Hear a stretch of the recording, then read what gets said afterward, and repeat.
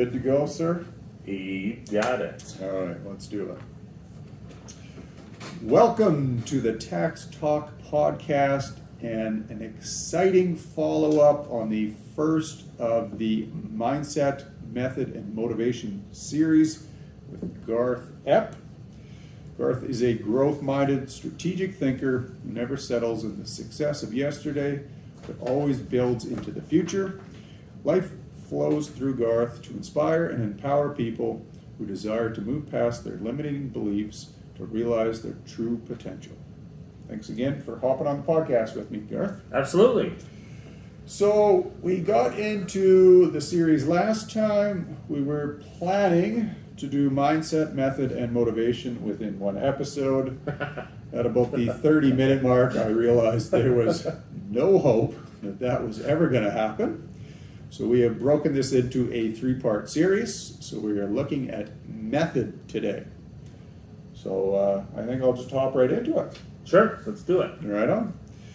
So method, and I guess based on the questions that I've kind of got here, it looks like this might be a little bit more sales focused. Is that kind of fair assumption, I guess? Yeah, like when I categorize mindset, method, and motivation, for high performance, it's a combination of all three. Right. You got the right mindset and you got the right motivation, but if you're just following outdated, ineffective methods, Right. and in my world, a lot of that is sales. So, Okay. method, just before we hit record, we were talking about bookkeeping and accounting. There is a method that will move you to success which is what this whole podcast is about. But method is in, the actual application and processes of doing what you do in your business. And I think it's important to reflect on the fact that even though you're not quote unquote in sales, if you are a small business owner, you are always trying to sell something, no matter what role it is that you play in that business. So I think it applies to everybody. Absolutely. If you got kids, you're selling. You're selling ideas, you're selling all kinds of stuff. If you have a partner in life, Right. you are selling. You're either selling, we are always selling. For sure. Because really selling is influence, and we're influencing. Our life is all about influencing. So, For sure. everything, does rise and fall on sales. Makes sense. All right. So first question. At the core, sales is ... Are customers buying goods and services from us, or are they buying a solution from us? Well, I would say, at the core, sales is, like I said, influence, and you're really moving people from uncertainty to certainty. Right. And people are buying solutions to problems, not just products and services. And when I made that shift in my sales career, that's when things started to move in the positive direction. Gotcha. Because you're not just because there's nothing exciting. Well, in your industry, there's nothing exciting about coming in and paying a bill and walking away with a stack of papers in a fancy little envelope. Right. Like, they're buying a solution to a problem. They're not just paying for a fancy file Right. that they can put bury in the bottom left-hand drawer of their desk. No, that makes sense. Yeah, so specific to accounting, yes, there is a lot of compliance work. Yeah, you need your GST return or your tax return completed. But me, I guess specifically, I like to provide those solutions. So you want to transfer the business to the next generation. You want to figure out what your business is valued to get to that point in time. You want to plan for retirement or ensure that you've got enough money to, make it through retirement, pass some funds on to charities or to your kids or whatever the case might be. So, the client has a problem that is a little bit beyond that piece of paper and that compliance item with CRA. And I like to see that we are able to then provide that solution to fix that big problem. So yeah, definitely makes sense there. And often the problem isn't even very tangible. Like often the problem is they want peace of mind. Right. Like the problem they have is they don't want CRA. They don't want CRA to come knocking. Right. They want a peace of mind that they're doing it properly. They don't want to get surprised at the end of the year, with a crazy tax bill, or they don't want to, not have their GST prepared in time and have a problem coming back. So, when we say that people are there they're trying to solve a problem, or we're bringing solutions to the problem, often the problem is an expression that they have that they don't always even can put their finger on. I'm sure people don't just come in and say, well, I want to, I have a peace of mind that everything is done properly, but really that's what they're paying for. Right. And when I began to understand this is when I was in car sales, and it shifted from me thinking that they were there to buy a vehicle. Because most people weren't just there to buy a vehicle. They were there to solve a deeper problem. And the example that I like to use is often people would come in and they would go, okay, we need a new vehicle. They come in a 4-door sedan and they've already got one car seat in there. They're expecting another child and they're like, okay, we have got a problem. Now, often in those scenarios, one of the two in the relationship would say really quick, and we're not buying a van. Not a chance. Not a chance. No, never happening. Because they were not there to buy a van. Right. They were not there to buy a vehicle. However, in the discussion, as we're working it out, I'm realizing the problem that they're actually there to solve is a space problem. Makes sense. So, I didn't then go sell a van. I went and solved their space issue. Gotcha. And how did we solve their space issue?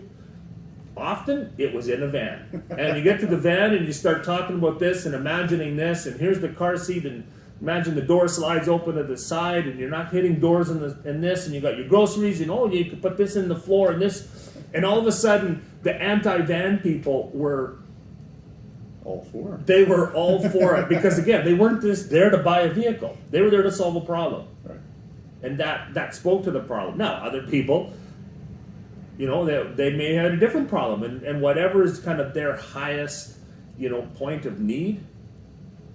Once we could identify that when we're talking about sales and really identify what problem are they here to solve, that's when we can, move them to that next step. Oh, that's good. I mean, it kind of reminds me of a personal story right down this van line. Before my brother and his wife had kids, he had a F-150, highest trim package that you could possibly get at that point in time. One kid comes around, sure. Oh, now we're expecting twins. Uh-oh. Oh, now we're having a fourth kid. Now they've had a van for I don't know how many years, and it was the same thing. We're never buying that Lamborghini. It's never happening. But like you say, it became a problem that the van would fix, and having that storage and the free movement of children in and out of it, it becomes the way to go for some people. So, yeah, I think it's always important, I guess, for me when clients come in, because like you say, maybe that problem is intangible, or maybe they don't even really quite fully understand what it is that they're looking for. So to kind of have that, deeper discussion, whether it's accounting, car sales, whatever the case might be, to really figure out what it is that client is looking for. What is that problem that is deep-rooted down in there that they need solved, and then you can kind of provide some value in that area. And I think it's a win-win then on both sides. You're providing a good service that the client, appreciates, solves that problem, and you're presumably making a good return on your time for helping them kind of get to that point. So, yeah, and at first I had to process through saying, well, they didn't want a van, so why would I sell them a van? right. But realizing they didn't even know what they did or didn't want. Right. And there's often times that we do that, or I do that, because we just come to our own conclusion out of our own often ignorance or just not understanding. You know, where you probably have people coming into your office and saying, hey, this is what we got to do, and you're like, whoa. Okay, let me give you some context, and then you got to help frame it out, because, you know, and that's because they're doing the best that they know what to do. Right. However, they're not the experts. Right. And that's, as small business owners, we need to realize that you are the expert in the field that you're doing, and there's an education process that goes along with moving the client. Right. Because they don't always know that they have the problem. Yeah. Sometimes we have to, you know, I like to use the word agitate the problem a little bit. You know, as I was in that sales process, they're talking about the van, and you go to the car and you're looking at it and go, man, it must get tight in here. Like, how are you going to get another playpen in the trunk? And as you kind of stir the problem a little bit, the urgency kind of gets raised. Right. You know, in the same of your field, you don't say, yeah, you can do your books on your own. Right. But what if CRA comes knocking? Right. Are you going to know how to respond to that? Right. And you're kind of, again, agitating, not because we actually want to serve our clients, because actually selling is, we're serving them. Like, we're actually solving their problem if we're doing it in an ethical way. Right. Because they got a problem they need solved. So there's nothing more noble than to help people, and in response, they're just compensating us. Right. Yeah, you're not out there to stir the pot just to sell needlessly. You're there to kind of dig out maybe some of those deep-rooted conversations that they might not have had amongst themselves that need to come out to fully understand what it is that problem is, to be able to solve it in the best way you possibly can. So, absolutely. And that's when it comes to method, when we're wanting to get the right method in what we're doing to have the highest return, we need to be talking to professionals. Right. You know, because the best method in accounting, again, we were talking about that earlier. Like, I can make a spreadsheet and right. But is that the right method that's going to actually move me to a higher level of success? No, it's going to be connecting with the professionals, and looking at sales is a profession with art and skill that can be learned, rather than just kind of, you know, convincing people. So the methods of how we do things are super, super important. Perfect. However, they are not the key. It's that combination of. Right. You have all the right methods, but you got the wrong mindset. Right. You know, it's not going to come together. Right.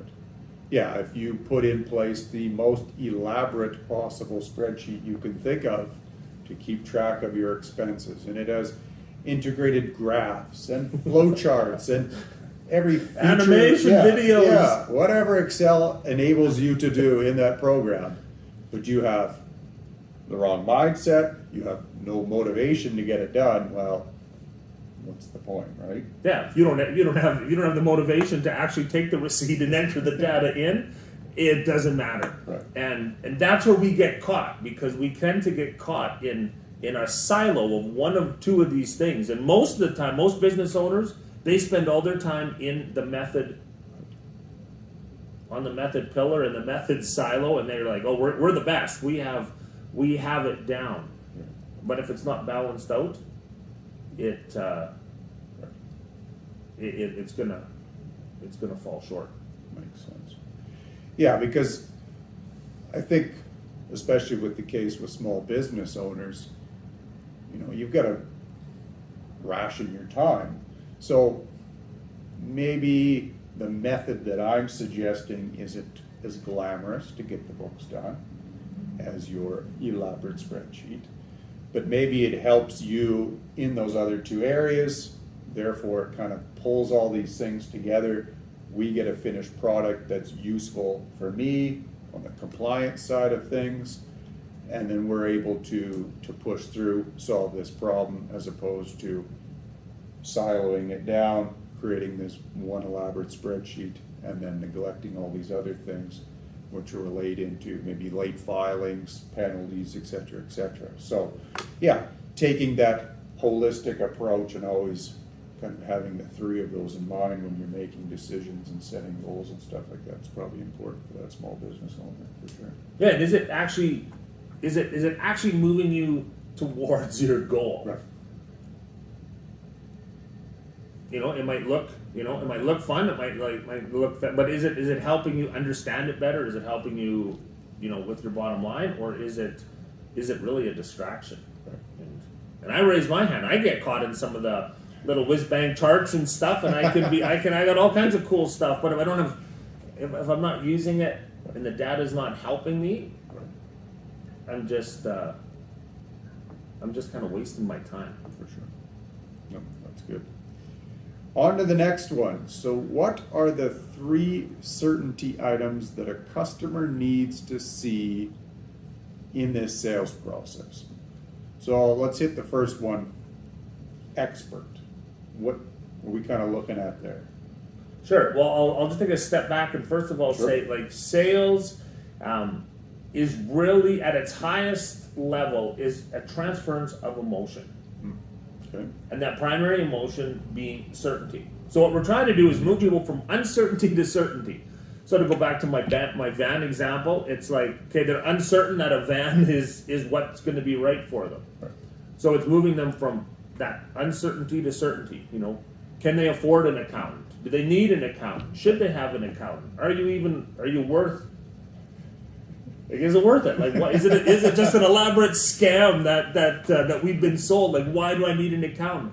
Okay, and people come in with those kinds of mindsets. That's fair. You've got to move them from uncertainty to certainty. And the interesting thing in that process is, what we're basically doing is people are making their decision emotionally, and then they justify it with logic. The problem is, most of us, when we're trying to move people from uncertainty to certainty, we try to use logic. Gotcha. Because if you think back even to some of the discussions that you may have had at home with a significant other as you're looking at why you did something, you say what you did and why, and then it's like, then you justify it with all the reasons. Sure. And we all do it. So then it's important to remember that we are actually selling with some emotion. So we're moving them from that uncertainty to certainty. So what do they need to be certain in? I would say there's 3 key things, and that is, first of all, that you're an expert. Okay. Like, if they're not certain that you are an expert in this field, you've kind of lost credibility right away. For sure. And again, in different areas, different businesses, different fields, being an expert is going to be defined differently. Right. And it's also going to be defined differently by your clients. In some industries, that diploma on the wall, that certificate on the wall is going to be very important. Right.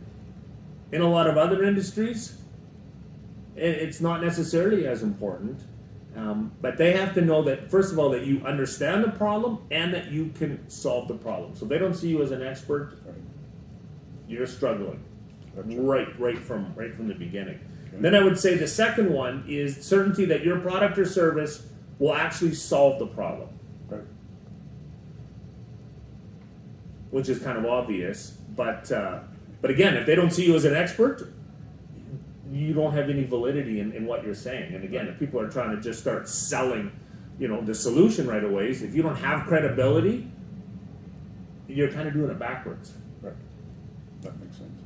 And then I would say the third one is certainty that your company or the business operates with integrity and trust. And it's like, okay, so I can trust you for your input, your knowledge, your expertise. I can actually trust that this. Now, are you the right people to do business with? Like, are you going to back what you do? What's your reputation as a company?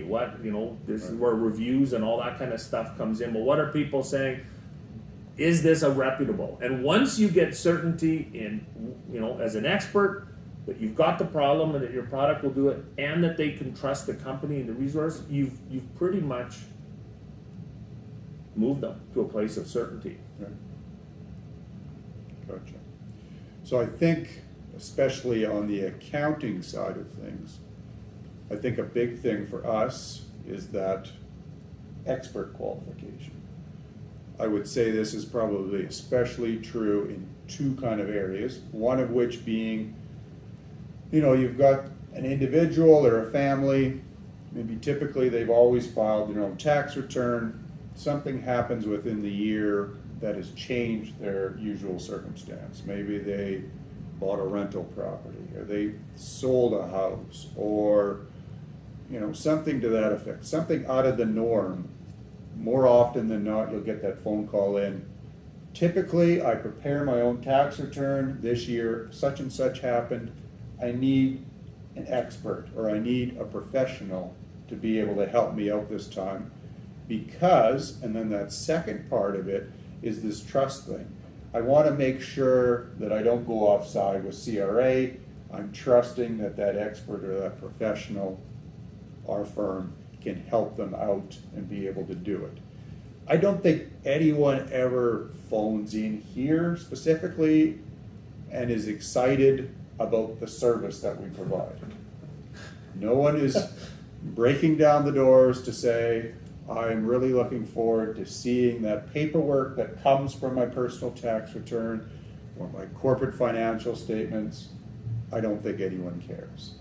It's hitting off those two other aspects, in my profession anyways, knowing that you have someone there that can do the work and that they trust that if something needs to be relied upon down the road, that you've done it correctly.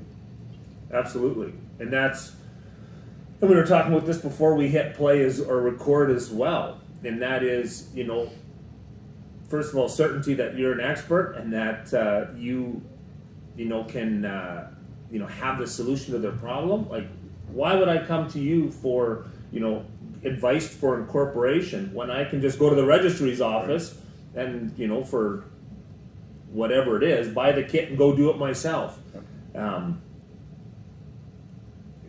There needs to be, again, that transference of certainty of why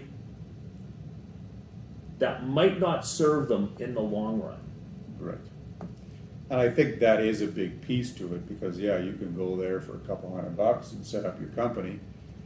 I know currently I'm in the process of fixing some of those things. People are well-meaning, and I'm sure the registry's office is well-meaning as well, but you're not finding that expert when you go to that place to say, maybe this will work right now, but maybe the way you're structuring the company's not going to work within a year or two, and you're going to have to rearrange all this stuff, which ends up costing a whole pile of money that you could have easily kind of avoided otherwise if you just hopped in here to begin with. So do you think that's kind of the biggest piece then? I know it is on our end, is just that education side of things. Because, I think regardless of what industry it is, I think there's a lot of unknowns that people probably go through life with. And regardless of what problem it is that you're trying to solve, you're trying to maybe get that education piece out to them initially so they're able to kind of maybe make that decision a little bit better. Yeah, and I would say the education on the problem. Right. Because most people at this, if they're starting to incorporate, their problem is, I need to incorporate, Right. and I don't know how, and I'm going to go the cheapest route. Right. Good point. So they're not thinking, at their year end or when their tax filing is coming, and did they do it right, and are they going to be getting that call from CRA? Are they going to be getting that letter? Did they do they have their their articles of incorporation? Is it all done properly? That's not the problem that they're trying to solve. They're just trying to solve today's problem because I got a guy that wants me to start the job in a week and a half, and I need this done before I go do that. So in their mind, that's the problem. So it's establishing, you as an expert, first of all, to speak about the problem, and that's where it goes back to agitate the problem. Again, I'm going to say, you're planting some doubt, some question in their mind of what could happen And again, not in a manipulative way, but to help as an expert to kind of share. Okay, this is what your experience is. But if they don't trust you as an expert, and if they look at the registry's, the registry's employee as the expert, then that's the advice that they're going to follow. Right. So yeah, I guess that's maybe twofold. If you are the business owner trying to obviously sell yourself, sell your company, maybe it's a good idea to have some of those, social media posts, email blasts, et cetera, focusing on that educational piece to your prospective clients. And then if you're the small business owner that's considering a decision, that maybe you take a step back and you look and you say, okay, I think this is what my problem is right now. Am I an expert in this field? Yes, no. Who might be? And maybe should I go and speak with that individual before I make this decision to ensure that, I'm not just hitting off this baseline, but I'm also planning kind of ahead to get me to that ultimate goal that I'm looking to pursue. Absolutely. That usually then comes in, and then you get the information that you're going to get is as good as the question you're asking. Right. One of the questions I love asking and, help guide some of my clients through is, if you were in my position, I'm talking to an expert, if you were in my position, like what decision would you make and what would be your key motivators in that? Now, some of their motivators might be different than mine, but I'm just wanting to get their opinion rather than just a quote. And that's the thing, and even when we're quoting, someone asks for something, we can just give them a quote on the bottom line. But if we haven't established ourselves as an expert, we haven't identified that true problem and that we understand it, we're really just comparing numbers with other people, but the value is going to be very different. Right. Because I know, once clients have worked, particularly with you, and they realize, like I'm not just paying for a return, or I'm not just paying for that report. Right. You're actually giving them the information they need to guide them through the decision-making process to set it up. Well, maybe it is 20% more than what the other guy is doing, but they're getting 100 times the value. It's a no-brainer. Right. So it's important as small business owners that we are really establishing ourselves as the expert, that we have the solution to the problem, and then that they can be certain in our company and in our, in the firm, Sure. or whatever business we're dealing with. Perfect. No, that's really good. So what are the 4 purposes of rapport? And I'll just let you go where you want to go with this one. So we're jumping around kind of a little bit here. And again, most of this is sales related, but so when we're talking about sales, you usually hear like you have to have rapport with your customer. You have to have rapport. You want rapport, to communicate. And here's the problem. Most people don't understand rapport properly. Okay. Most people understand rapport or have viewed it as commonality. Okay. And you go through a lot of sales training, and it's like, okay, so, like you came from small town Saskatchewan, I came from small town Saskatchewan. You have a son that plays softball, and I got a niece that plays softball. You like going camping out, out west. Yeah. We go camping out west, and trying to find that commonality. But one thing that commonality does is it makes us common, and it actually it can separate us from being the expert. There's certain fields and certain industries that we don't want necessarily, we don't expect the commonality. We want to talk to an expert. Right. Okay, I go to the doctor's office and I got a problem. I don't want to talk about what we all have in common. I go, here's my problem, let's fix it. Right. Good point. I don't want to just kind of chummy. Like, can I trust you? Do you know what you're talking about when I'm talking with my lawyer? Right.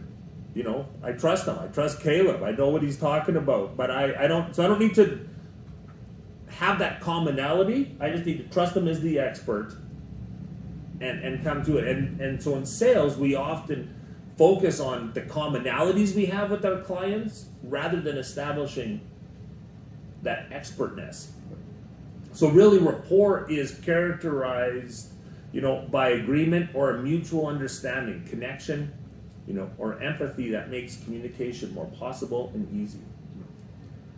So having rapport is really having a mutual connection of understanding. And I can have that with somebody that I have almost nothing in common from or with.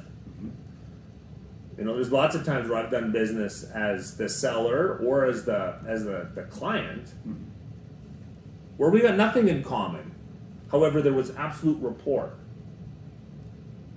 Okay. Because I trusted them as an expert, Gotcha. knew they had the solution to the problem, and I trusted their product. So when your initial question, what are the 4 purposes of it? Well, first of all, that's what it is, and then the purpose is, first of all, is just to make that instant connection. So you want to make a connection with somebody.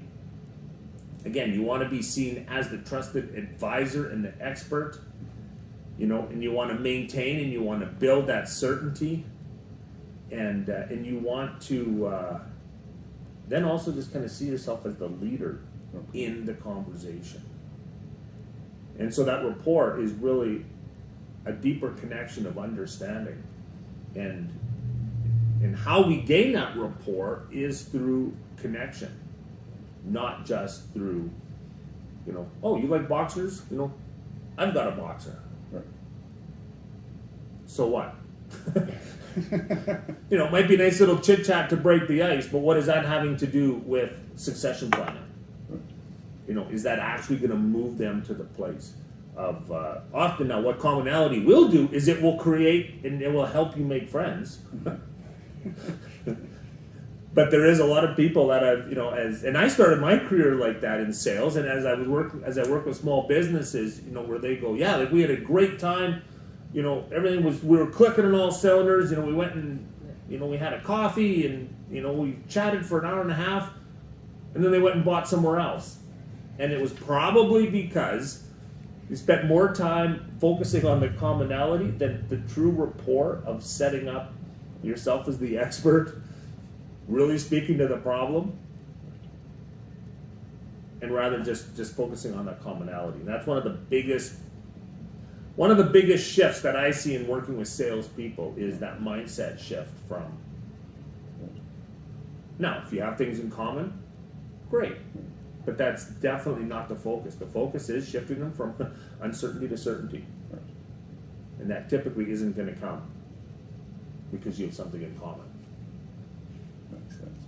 So I guess, irregardless of what industry you're in, when you're approaching quote-unquote sales, going into it with that slightly different mindset of, because new clients come in here all the time. Yeah, maybe you look for some of those things that you have in common. Okay, some guy is coming in here, he's starting an oil field business. Okay, well, I worked in the oil field 20 some odd years ago. I can relate a little bit there. But at the end of the day, he's not in here to hear about my oil field stories from the early 2000s. He's here because he's got presumably some sort of accounting or tax issue that he would like to get resolved. It's probably nice that I can understand his situation, maybe more so than someone that hasn't been in that industry.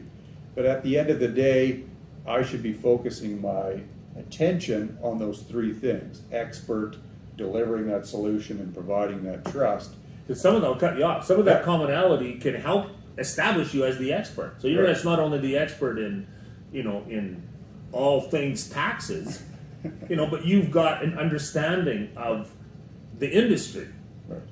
And all of a sudden he's going, oh yeah, well that's cool. The other guy, he didn't even know what any of this he didn't know what any of this stuff was. So that can all be part of establishing ourselves as the expert. But it needs to be done with intention. Gotcha. That we're building those things using some of those commonalities, but we're not just parking on those common things. Gotcha. Yeah, because I know, if I get a lead in via phone call or off the website, I try and, pull a little information out of them before I kind of have that first meeting, especially if it's an incorporated business. I can get that business name, I can look up what they do on, whether they got a website or Facebook or whatever the case is. And then that way, maybe I can find a bit of common ground on some of those issues, but then I have a bit of a more understanding as to these are potentially some of the problems that they might be facing within that business.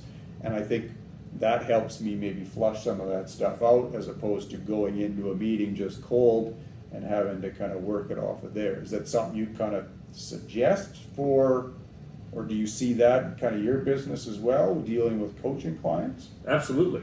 Absolutely. Because the more I can speak to them and to their problem and to their situation, the more intentional I can be in bringing the solution. Because again, I can go on the yellow pages and yellow pages that dated me. I can go on Google my business, and I can do tax services, and there's some of these multinational H&R Block where you just go, oh, they do tax returns. Wow, that's cheap. I'm going there. But they're not necessarily to the level of expertise that what I'm looking for in actually solving the problem I have. Now, are they solving the problem of I need to get a tax return done by a certain date? Yeah, sure. But that might not be the underlying problem and ultimate concerns that we have. Because face it, different people come in here with different motivations. Definitely. Some are doing it just because it's the law. I have to. Yep. I don't want to go to jail. Others are going in because they have specific goals and plans. They have different fears. They have different circumstances, and the better that you understand those, then you can speak to them. Oh, that's a good point. So yeah, finding some common ground in an intentional purpose or reason is probably a good thing when you're looking to, quote unquote sell.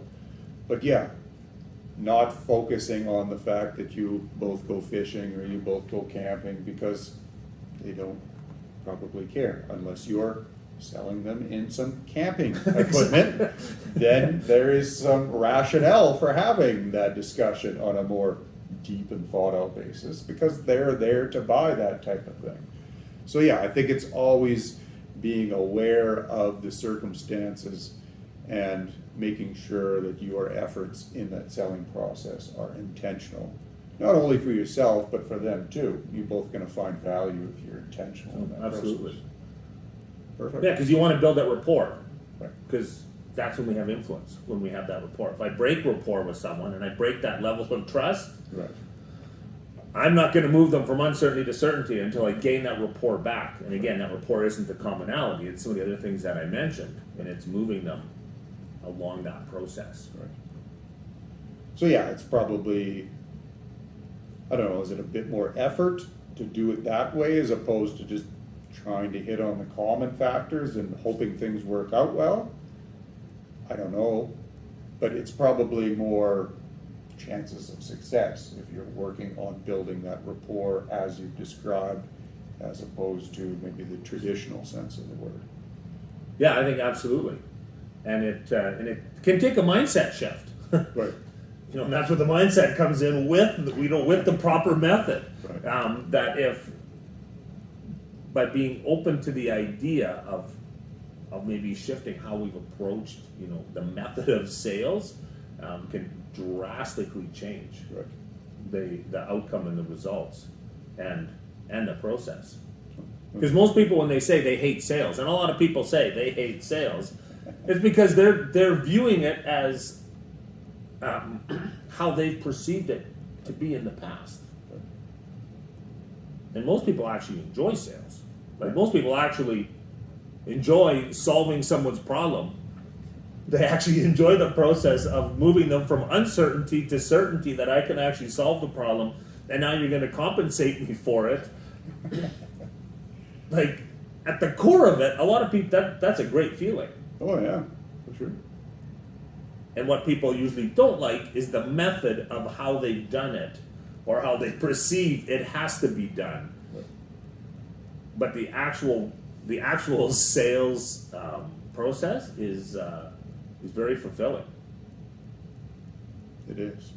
And I think that method can be changed and should be changed over time as you kind of gain a bit of experience in what it is that you're doing. You know, I know that I approach things differently now than I have in the past. You know, I would say with accountants, probably I'm looking forward to this. and maybe lawyers in general, we have checklists for checklists for checklists. And I think a lot of times the method is very forced and it's probably fairly impersonal.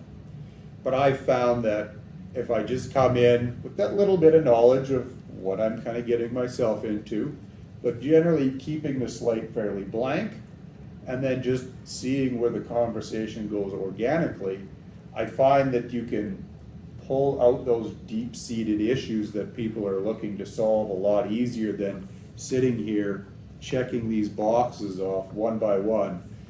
And, you know, at the end of the day, I find that that kind of gets you down that compliance side of things, but it doesn't maybe get you into some of those bigger picture items that people are actually really in here for.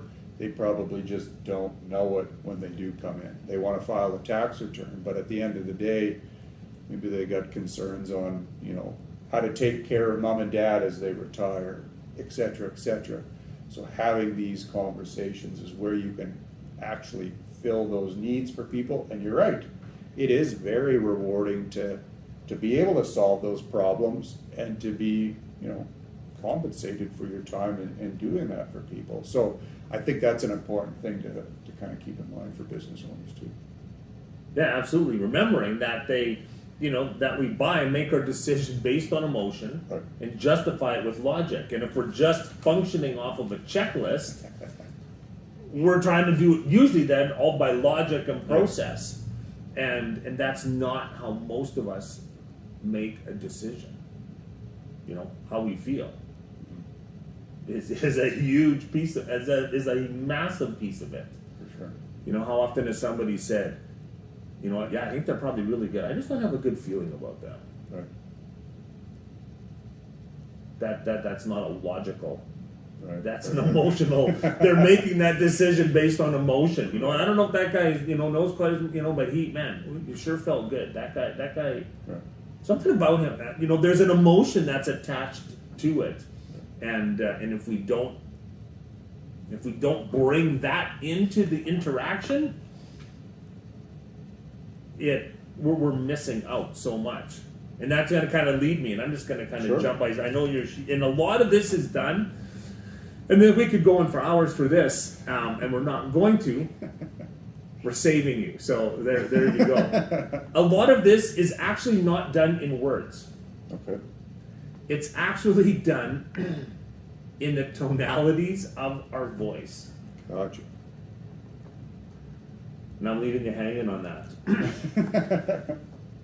Again, because a lot of it is it's emotion, and emotion is more than just the words spoken. And we can help move people through that whole process of uncertainty to certainty, through the questions that we're asking, and then through how we're asking it.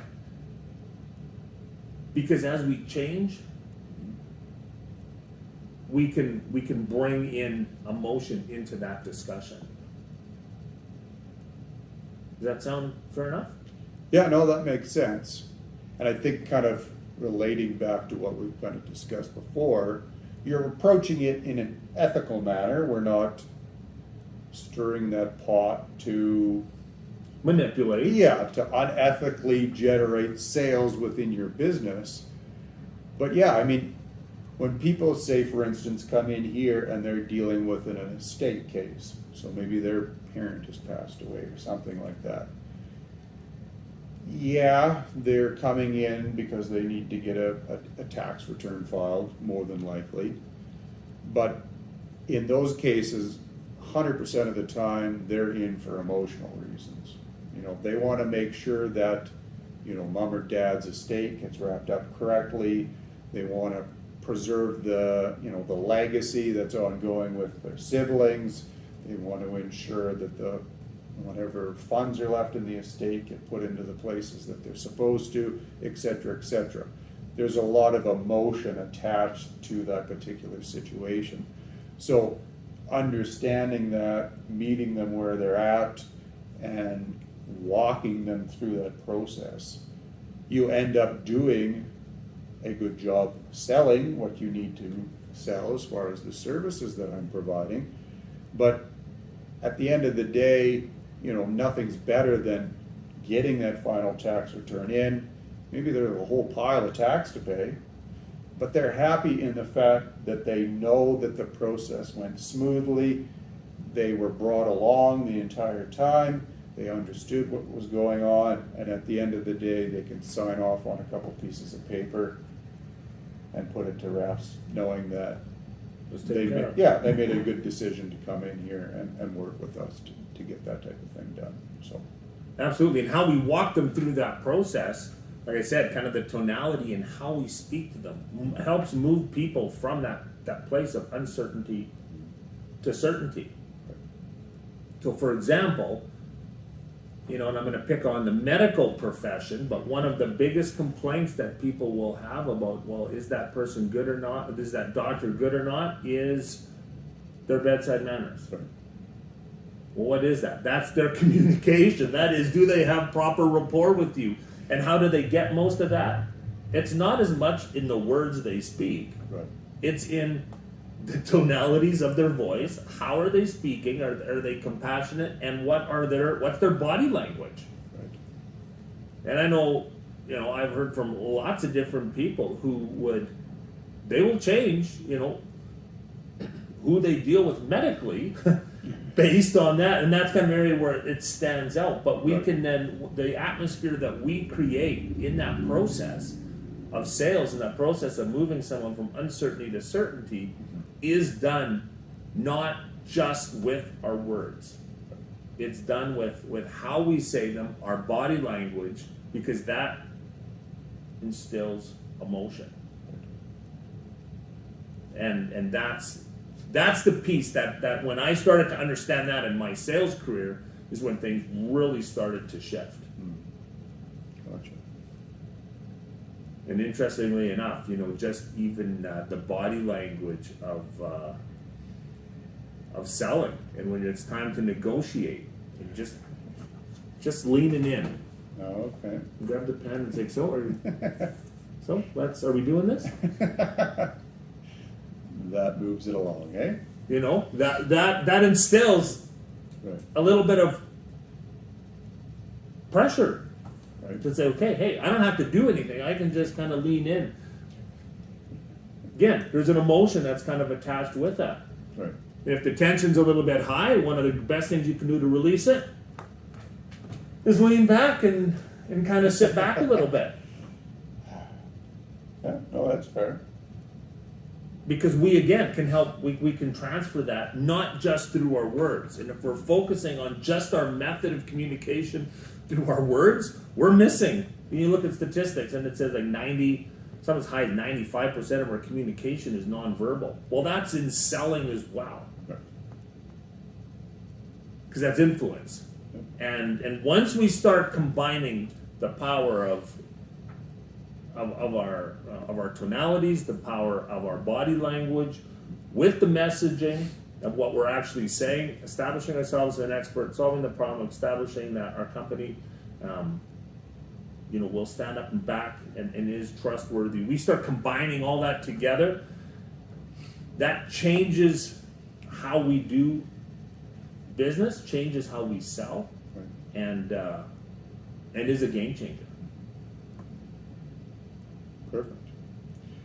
So I kind of had this overarching sales theme. So we kind of touched on the power of words, power of tonality. There's two other ones I want to just quickly touch on before we wrap up. So power of focus. What were you kind of looking at when you dove into that? Well, the power of focus is really focusing on your client. Like, we know when we're the center of attention or not. Like, You know, I pick up a phone and right away the focus is broken, and people are like, "What's wrong with that guy? Where is he?" Like, if we don't have and show a level of focus, Okay. you know, if my wife isn't, if I'm having a conversation with her and I'm picking up my phone and looking, like, I have broken rapport. What does that do? It breaks the rapport. It breaks the connection. Gotcha. So it's engaging with our client. It's engaging with our customer. It's making them understand where we're at. So that's where even, you know, doing some of your homework ahead of time, like you talked about, you know, knowing a little bit what industry they're in, maybe, you know, some of the history, what they're doing coming in there, and it's kind of showing them, you know what, I'm giving you my 100% focus right now. I want to help you solve the problem. That establishes a greater level of rapport and trust, which is going to move us further down the line. You know, when we're listening, we're actually listening. You know, we're not just thinking about something else. You know, we're not, you know, on the Zoom meeting and you know, on the computer and doing something separate. You know, and I fall victim to that. You know, often I try to multitask, but it's really the power of focus is because once they feel that our attention is 100% with them, that's a game changer. Because there's places where I have chosen not to do business because it's like I don't think they weren't really with me. You know, there's nothing worse than, you know, answering some of their questions and then them realizing that they didn't even hear what I was saying and they're just trying to, you know, I say this and then they respond with something completely different. You're like, dude, you're not answering my question. You're not with me. You know, and that's rapport. Right. So could you kind of boil that down into one word, respect? I think, like you say, if you're going into a business, they're not focused on you. Are they really respecting your time? Do they value your business at all? Probably not. So, you know, if you're out there trying to build that rapport with someone, putting in that focus, I think is a good way to show them respect, because chances are there are numerous options available to them within the market that they can go and take their business elsewhere. And I don't know, for me, for sure, that would be a big thing. I mean, if you're not going to respect my time, you're not going to be focused on helping me solve my problem, I'm more than happy to go somewhere else. But I would find on the reverse side of that is, if you are attentive, you are respectful of what's going on, I will be fairly loyal as a client going forward, because to me that's a big thing for me. Yeah, and the word loyal is an interesting word. Like, we want our clients to be loyal to us, but how loyal are you to your client? Right. Like, it's a two-way street. Like, Right. like I have an expectation that my clients will be loyal to me, but how loyal am I to them in you know, maintaining and building that level of rapport and respect, and actually they're working for them to solve their problem. Right. And the companies and the salespeople and the businesses that focus on that, they're the ones, you know, that have a higher customer retention. Usually their profits are higher, and they have a different level of, I want to say, even connection with their clients. You know, they're the ones that typically then people will say, well, I know a guy. Well, I'm going to go, no. You don't go to talk to anybody until you go see Jared. Right. Jared's going to help you. Right. And usually that comes because out of how you've served them, the loyalty that you have expressed to them through all the little ways we talked about. And it's not just one of these. You're adding each of these little areas that we've talked about and combining that, you know, as your entire method of operation. And as you stack all those things together, you know, it makes you,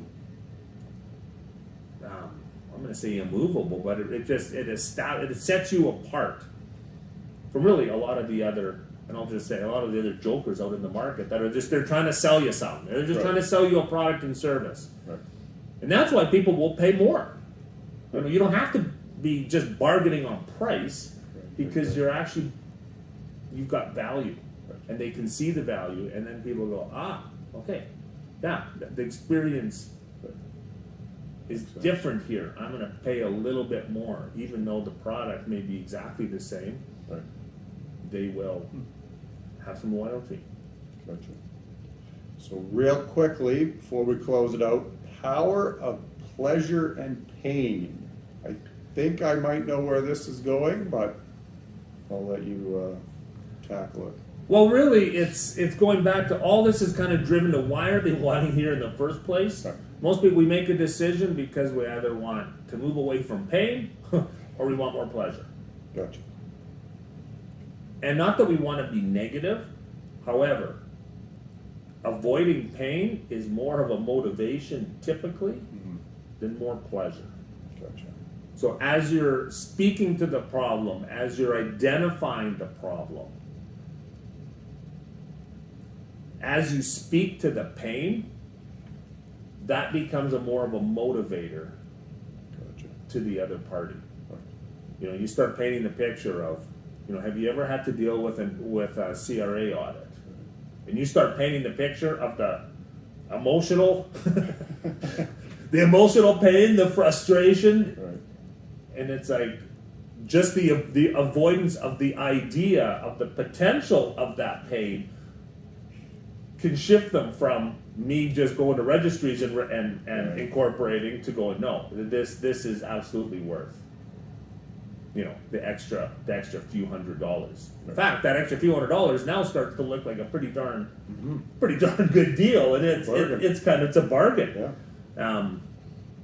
So depending on the industry that you're in, it is, you know, again, decisions are made based moving towards pleasure or away from pain. Most of us are motivated at a higher level away from that pain. Gotcha. You know, going back to my van, you know, example earlier, you know, it's like you're painting the picture of putting in that car seat, you know. Right. Being in central Alberta here, you know, putting in a second car seat in the back of a sedan at minus 35. Like I don't know if there's anything worse than that scenario right there. And starting to, even if it's summertime, to paint the picture and then to paint the other side to go, now imagine coming up to your van and you pull this button and pull this, you click this and move this. And you can already see the again, you're moving them from uncertainty to certainty of, like, is this actually the solution to my problem? And all of a sudden, they're not buying a van. They're buying the solution to avoid the problem of changing that car seat out at minus 30 in the back seat of that car. Gotcha.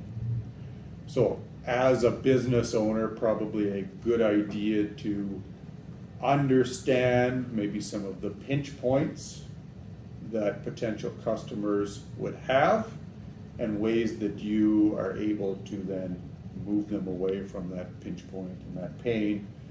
And then that way you are, you know, well versed and prepared to have those discussions, to set yourself up as that expert, to connect emotionally and move them into, you know, selling something that fixes that problem, gets them away from the danger zone, the pain, the ongoing space issues within that vehicle. Yeah, absolutely. And so I would encourage you to take some time and, you know, if you're a, you know, one-man operation, one-person operation, you know, do it by yourself, but bringing in other people in your team to, okay, what problems do we solve? What are some of the emotions? Some of it's going to take a little bit of, you know, a little bit of creative work. Ask your customers, you know, some of your good customers, why, you know, what are some of your biggest concerns? What do we help solve? And start to understand that at a deeper level. And then you can speak to it. You know, you can speak to it on your website, you can speak to it in person, you can speak to it in your Facebook posts, you can speak to it in your marketing. Because again, people don't buy products and services, they buy solutions to problems, make their decisions based on emotion, justifying it with logic. And you start putting all these little pieces together, and we have to understand what those are. And doesn't mean that we even have to agree with them. You know, it could be their perception of it. Right. Part of the education process is just educating them that it is even not as big as a deal as what they think it is. Right on. So in closing, is there anything else on method that you wanted to put out there that maybe I missed in my questions? Well, we focus on the method of sales, but I'm just going to say if you're not getting the results that you like, you're probably doing something, probably one of the actions you're doing is kind of the cause of Okay. that. Okay. And then I'll take a step back, and it's probably actually, you're probably doing the methods you're doing because of a belief that's behind it, or a mindset, which is actually the cause of the action, which is going to be giving you the results. So, you know, if you're not liking the results you're getting, look at the method. Okay. Like, there's probably something that just isn't working, and you know, it's really easy to look at this from the perspective of, well, if the government would just change this, or if the regulatory body or whatever, if they would just do it this way, or if my customers just weren't so, you know, when we say all these things, but we don't actually look at, okay, what? Maybe I'm just doing it inefficiently. Maybe I just need to change how I'm approaching this. But I can guarantee you that if you're doing it that way, you probably are going to have to change some of the mindset in your approach to it. Because once you change your mindset, that typically leads us to an automatic change of how we do something. And then the results change. So your method matters. For sure. No, that's a good point. I was going to chime in and say, if things are working, it's probably a little bit on that. I got to get out of this silo and look at all three of these things to make sure that they're aligning and I'm pushing forward. Exactly. Sure. Perfect. Well, Garth, I just wanted to say thanks again for taking time out of your schedule to hop on the podcast. If people want to get a hold of you, what is the best way to do that? I would say you go to yourlimitslifted.com and then just reach out through the site, and we would love to have a conversation and find out what what problem do you need solved. You know, it's really easy. Again, I'm just going to take a step back and just say, hey, I'm a coach, and most people don't necessarily go, hey, I need a coach. That's my problem. No, that's not the problem they have. They have the problem of, you know what? We're not profitable. Mm-hmm. Like, we need a discussion about how we're not profitable, or, you know, I'm not feeling as excited. Like, there's a problem behind. Right. I'm looking for a coach, because most people aren't, but they are looking for the solution to the problem. When they find out that coaching can lead to that solution, it's a totally different conversation. And I'd love to have that conversation with any of the listeners. Perfect. Right on. Well, I know you brought a lot of value to the listeners today. I'll make sure to put all that information in the show notes. Feel free to touch base with Garth, working with him on a personal level back in 2022. I know he provides a lot of value in that respect, helping me to kind of get through some of my limits and on to some bigger and better things. So definitely reach out to Garth and have a chat. So for the Tax Talk Podcast, I'm Jared Pallon. Thanks again for listening. Take care, and we will talk soon. Done and done. There you go. Right on.